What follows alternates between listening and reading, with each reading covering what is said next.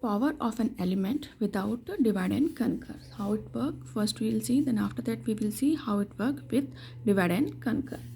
So input will be two positive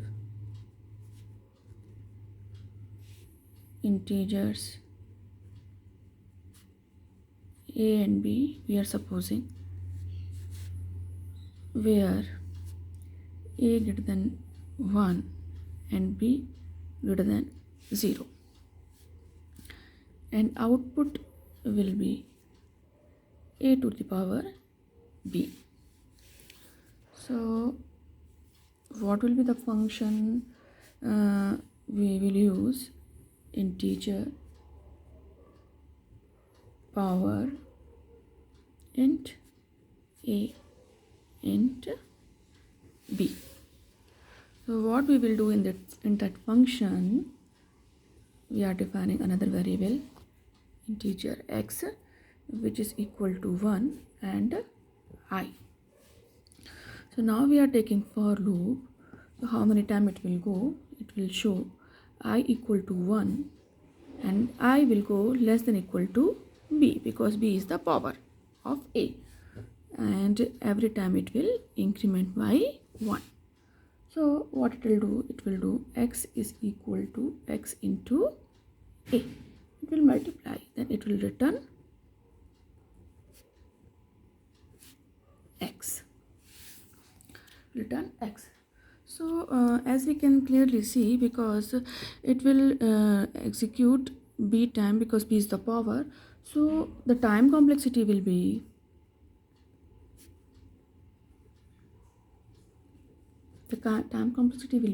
order of b, because it's totally dependent upon b, so it will be order of b. So or we can say that the number of multiplication equal to number of multiplication, because according to that it is going, because it is power of a to the power of b. So now come to the space complexity.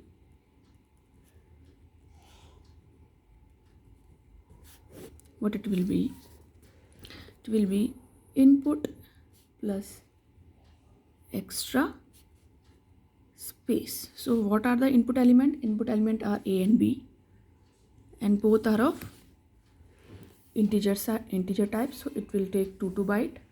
So total we can say 4 byte, because integer type, every integer take 2 bytes, so total 4 byte, plus extra space, it means x and I, other two variables we have, and these are also integer types, so it will also take 4 byte. So total 8 byte we have, because these are also integer types, so we can simply say this is of constant type. Because they will remain same, they will not get change, so it is of constant time. And without divide and conquer, it will take more time.